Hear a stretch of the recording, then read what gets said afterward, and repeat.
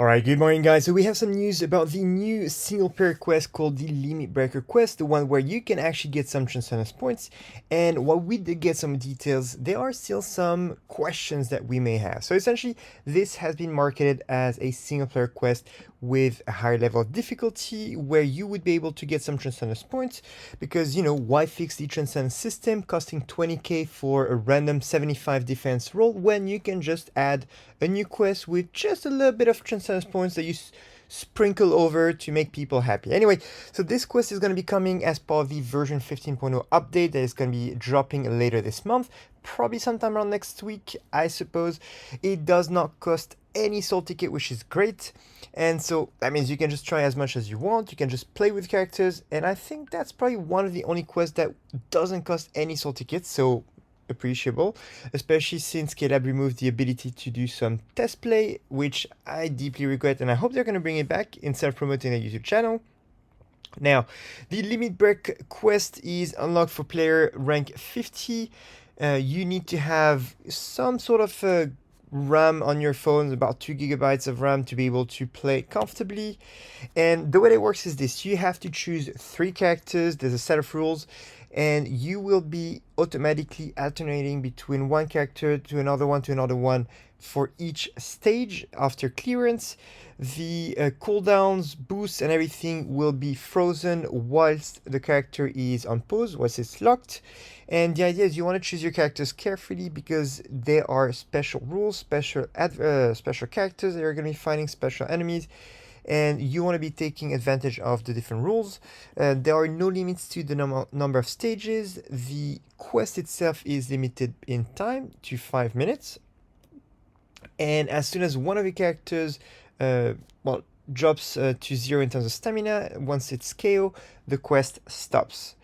Now, this is what it currently looks like for the stage clearing screen. You do have this little badge, and apparently the further you go in clearing stages, the better the badge you're gonna get, and this is gonna be showing in your status screen. So it's kind of a sort of a badge of honor that's gonna be showing there.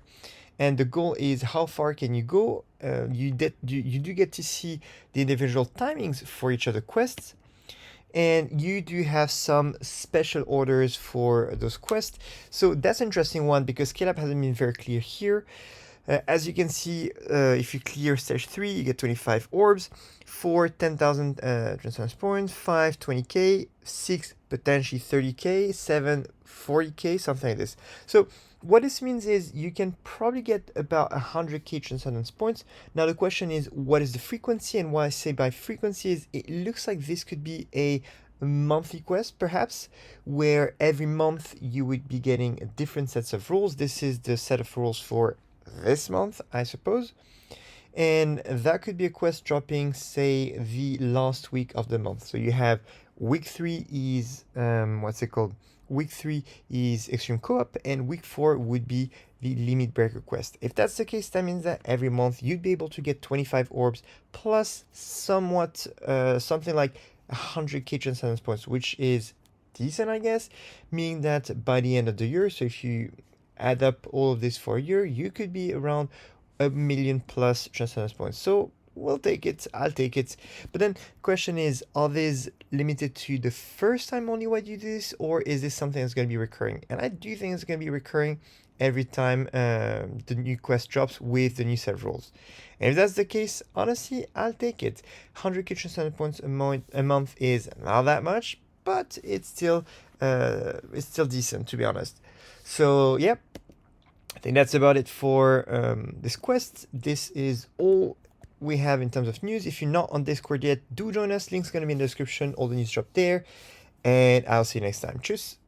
Coucou les amis, ça faisait un petit moment et aujourd'hui nous avons une vidéo sur la nouvelle fonctionnalité appelée la quête de cassage de limites. Bon, j'ai aucune idée comment ça va en français, mais en gros c'est la nouvelle quête que Caleb nous avait promise, qui est une quête en solo et à travers laquelle on peut obtenir des points de transcendance. Donc c'est la première fois qu'on va avoir une quête qui est véritablement focalisée là-dessus.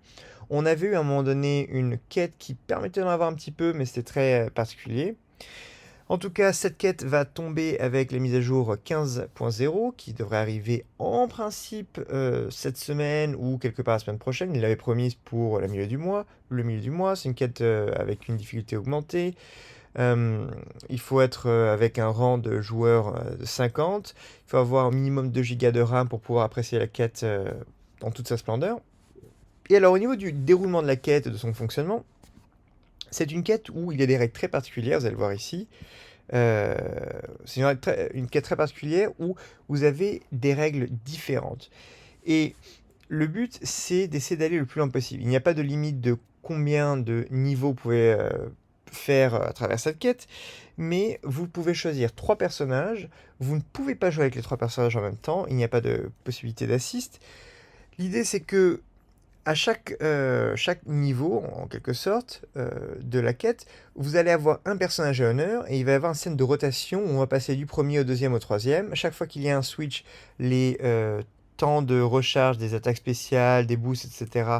vont être gelés. Dès lors que le personnage revient en personnage actif que vous pouvez utiliser, eh ben, les temps de recharge vont reprendre là où ils s'étaient arrêtés. Et l'idée, c'est de choisir ces personnages de manière très précise, de telle manière que on puisse aller le plus loin possible, puisque comme je disais, il n'y a aucune limite au niveau du nombre de niveaux que vous pouvez atteindre. Maintenant, dès lors qu'un personnage tombe KO, paf, la quête s'arrête et voilà, c'est fini pour vous. Maintenant, un truc qui est sympa, c'est que si plus vous allez loin dans la quête, plus vous arrivez à des niveaux élevés, plus le badge que vous allez avoir sur votre profil, parce que maintenant c'est un nouveau truc, il va y avoir un badge de statut qui va apparaître sur votre statut de profil, et ben il va être plus gratifiant en quelque sorte. Alors, à part cet emblème ici, on ne sait pas trop à quoi ça pourrait ressembler, on en apprendra de plus très bientôt. Maintenant, en termes des récompenses, ce sont des récompenses limitées, et là c'est une grande question qu'on a, c'est de quel type de quête il s'agit. Est-ce que c'est quelque chose qui va être limité dans le temps, c'est-à-dire qu'on a une semaine par mois, et tous les mois on a des nouvelles règles, puisque là on a des règles, ou est-ce que ça va être quelque chose où on a ces récompenses, et puis c'est tout. Alors, je pense que ça va être un événement mensuel, probablement sur la dernière semaine du mois, et un peu comme les coop extrême, où troisième semaine c'est extrême coop, et quatrième semaine ce serait cette quête-là. Et de ce qu'on peut voir à travers ce screenshot, il semblerait qu'on pourrait gratter à peu près 100 000 points de transcendance par mois, ce qui permettrait d'arriver au 1 million par an en quelque sorte, ce qui est bon, appréciable, voilà, on va le prendre tel quel. Alors ça, ce sont les règles pour cette version-là. Dès qu'on aura plus d'informations sur le fait que ce soit mensuel ou non, je les partagerai bien évidemment. En tout cas, n'oubliez pas de nous rejoindre sur Discord, lien dans la description, et moi je vous dis à plus dans une prochaine vidéo. Allez, tchuss!